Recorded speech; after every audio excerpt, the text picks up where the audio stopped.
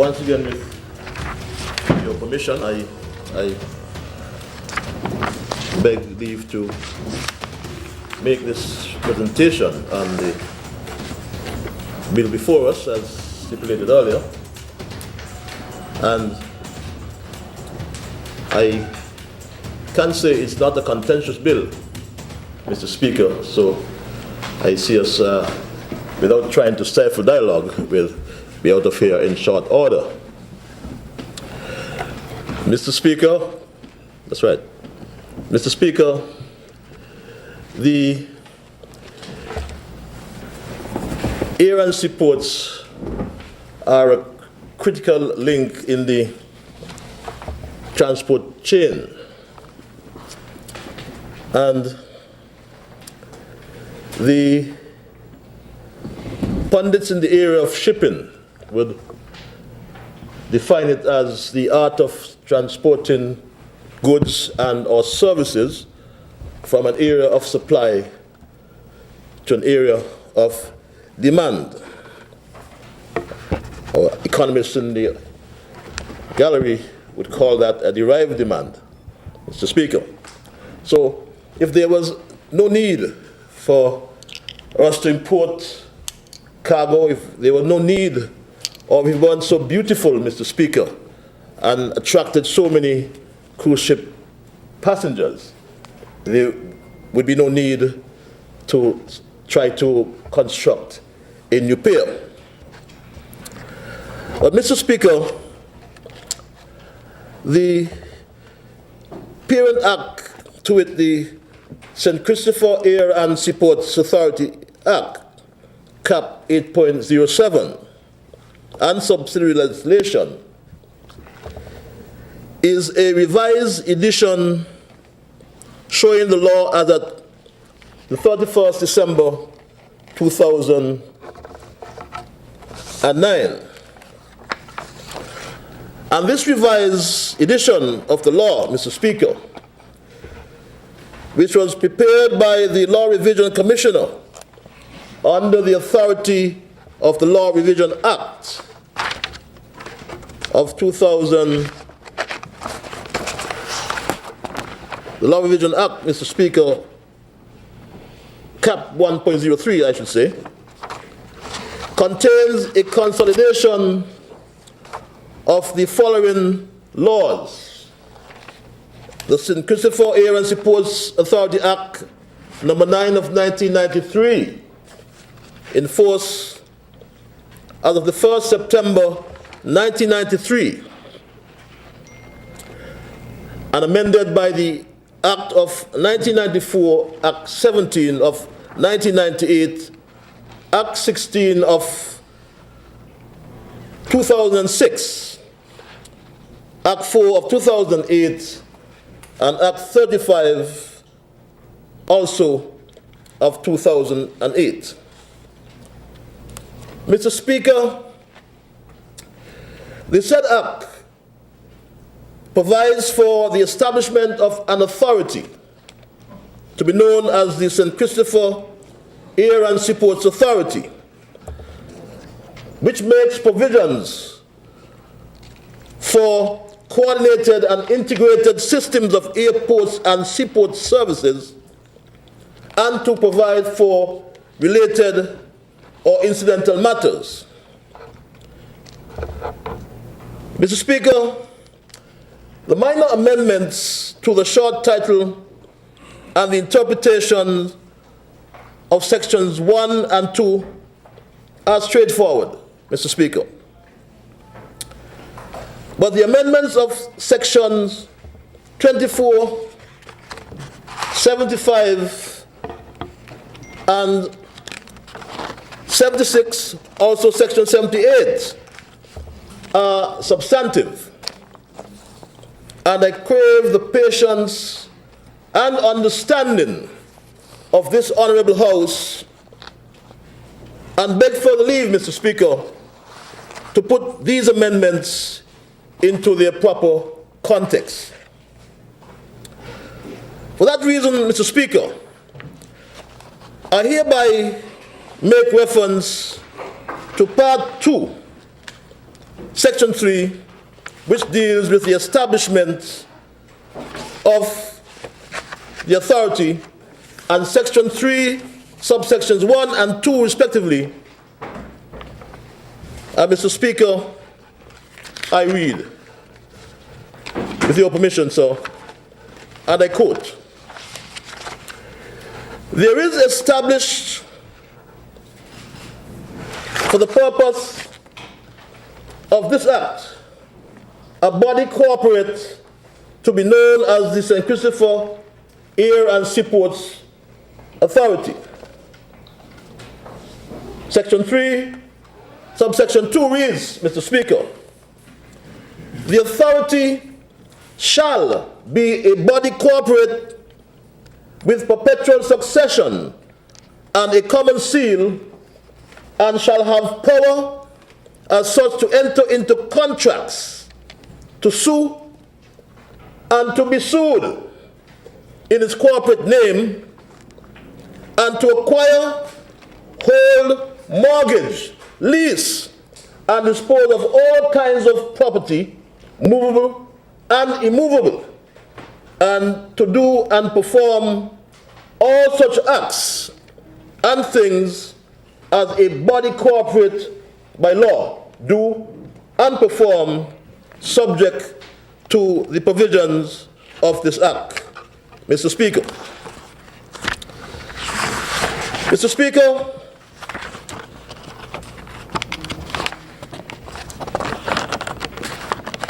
having put that into its proper context, the amendments before us, Mr. Speaker, the proposed amendment of Section 24, which is a subset of Part 4 of the Principal Act, is quite clear, Mr. Speaker. And Part 4 deals with the financial issues. And Section 21, Part 4, Section 21, relates to the funds of the authority. And it reads, Mr. Speaker, "The funds of the authority shall consist," and I'll read just excerpts of that piece of that section, Mr. Speaker. "The funds of the authority shall consist of such sums as the authority may borrow for meeting any of its obligations or discharging its functions." However, Mr. Speaker, the proposed amendment of Section 24 is seeking to replace the entire subsection 2A and 2A of the existing legislation, Mr. Speaker,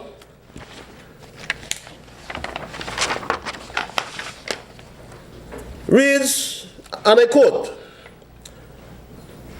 "Section 2A, the power to borrow under this section may be exercised, A, to borrow and reborrow monies by the issue and sale of debentures or debenture stock or other security for the purpose of raising the funds of the authority for the effectual exercise by it of its powers, beg your pardon, conferred by this Act."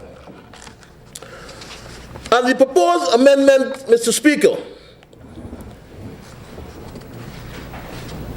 is seeking to insert subsections 2 and 3 as follows. Subsection 2. Subsection 1 shall not apply to any action or legal proceedings commenced against the authority arising out of, related to, or connected with any borrowing by the authority pursuant to its powers under Section 24 or Section 25. 3. Section 21A or Section 21, or that's which is Section 2 subsection 1A of the Public Authorities Protection Act, cap 5.13, shall not apply to any action or legal proceeding commenced against the authority arising out of, related to, or connected with any borrowing by the authority pursuant to its powers under Section 24 or Section 25 and provisions of the Limitation Act, Mr. Speaker, cap 5.08 shall apply. Mr. Speaker, the Act is also being, or it is proposed as well, Mr. Speaker, to amend the Act in subsection 75, Mr. Speaker. And subsection 75 deals with the limitation, Mr. Speaker. And as I mentioned before, Mr. Speaker, that particular section, amendment of the section, I should have said rather, Mr. Speaker, as seeks to insert the subsections as I read. But in fact, amendment or proposed amendment of section 24. And the Parent Act, Mr. Speaker, in subsection 24, refers to the power to borrow. And it reads, Mr. Speaker, subject to the provisions of this Act, the authority may, from time to time, for the purposes of this Act, raise loans, Mr. Speaker. And Section 2A reads, the power to borrow under this section may be exercised to borrow and reborrow monies by the issue and sale of debentures or debenture stock or other security for the purpose of raising the funds of the authority for the effectual exercise by it of the powers conferred by this Act. And what the amendment seeks to do, Mr. Speaker, is to replace that subsection 2A with the following new subsection. 2A, to borrow and reborrow monies pursuant to loan agreements, whether secured or otherwise, or by the issue and sale of debentures or debenture stock or other security, or promissory notes, or any combination thereof, for the purpose of raising funds of the authority for the effectual exercise by its powers conferred by this Act. So, Mr. Speaker, what in a nutshell it does is to insert the words loan agreements, whether secured or otherwise, and or promissory notes or any combination thereof, Mr. Speaker. Mr. Speaker, the proposed amendment at section 76, Mr. Speaker. The proposed amendment at section 76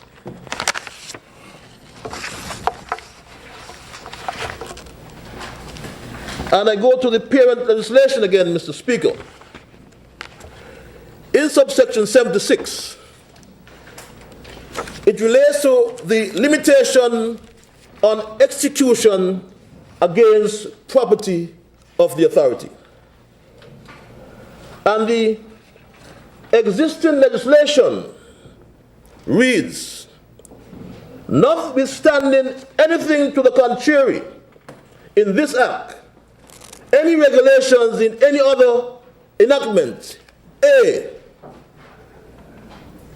where any judgment or order has been obtained, Mr. Speaker, the authority, or against the authority, no execution or attachment or process in the nature thereof shall be issued against the authority or against the property of the authority.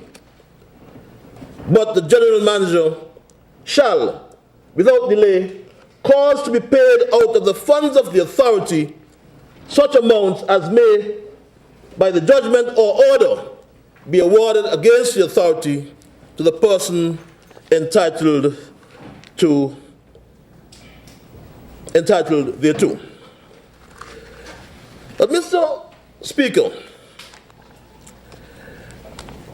as I intimated, this third amendment in section 76 deals with limitations on execution against the property of the authority. So this new subsection has been added to ensure that this restriction does not apply in the case of borrowing. Of course, Mr. Speaker, it would not be ethical to borrow people's money and then tell them they can't get it back unless you give them permission in writing to get it back, Mr. Speaker. So, Mr. Speaker, the Fourth Amendment, or proposed amendment of Section 78, Mr. Speaker, and Section 78 of the parent legislation relates to the transfer of assets. And it reads, Mr. Speaker, at subsection 1A, and I quote, upon the commencement of this act, A, all lands and other property within the limits of the ports, including the beds and shores vested immediately before the commencement of the act in the authority, are hereby vested in the St. Christopher Air and Seaports Authority. B, all lands of the Crown within the boundaries of the airport, but that's not relevant in this particular case, Mr. Speaker, but I read it nonetheless. The first part. All lands of the Crown within the boundaries of the airport and all warehouses, buildings, machinery, plant, tools, and other property at the airport, which immediately before the commencement of this act were the property of the government of St. Christopher and Nevis, are hereby transferred and vested in the Air and Seaports Authority. It is relevant, yes, but I was thinking the context of where I was going, Mr. Speaker. But the fourth amendment we are proposing, Mr. Speaker, is quite substantive and deals, as I intimated, with the transfer of assets, meaning property.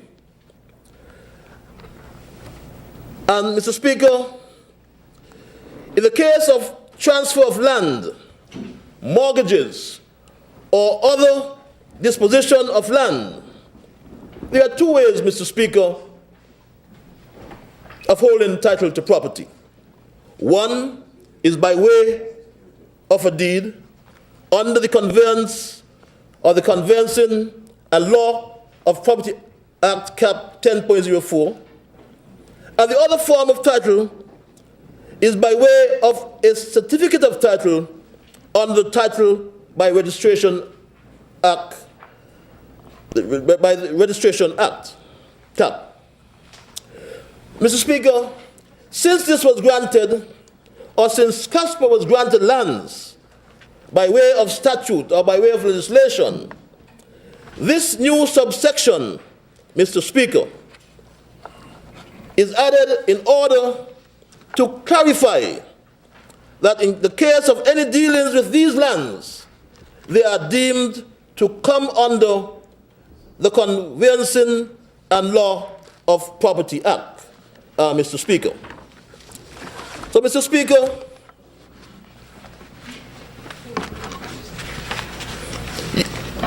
you will glean, Mr. Speaker, from these amendments that they apply to cases of borrowing only, Mr. Speaker, and are designed to give more confidence to lending institutions that would like to do business with Casper. Mr. Speaker, Mr. Speaker,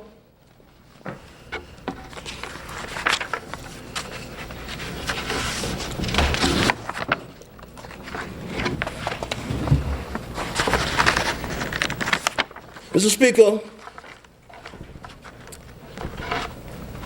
the proposed amendments to the Act I submit are necessary to give Casper the ability to acquire financing and to utilize its assets acquired and vested as security. The amendment to the Act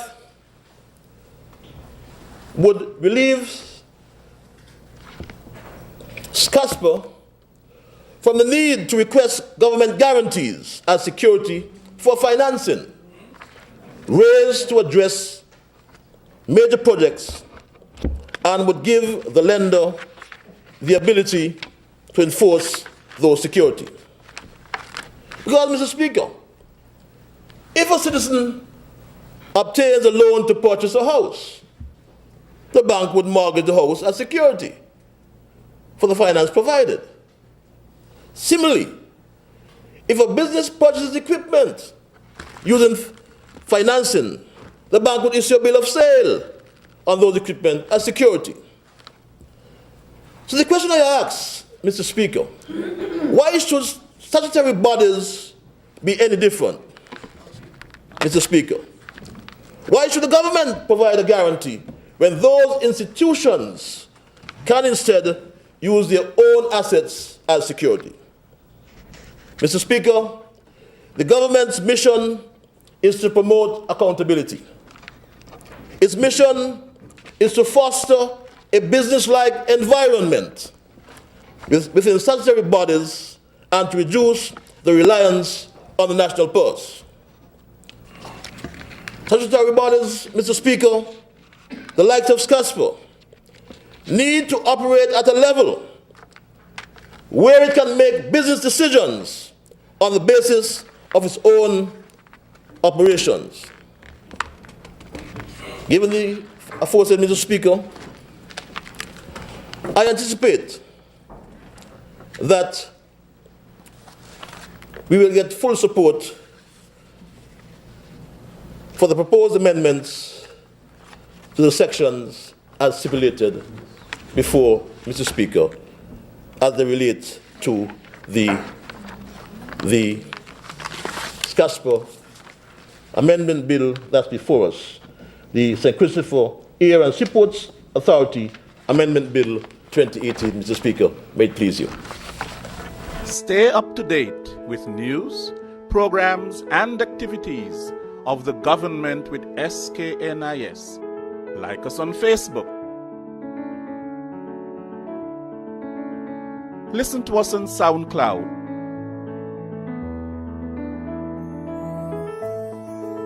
Follow us on Twitter.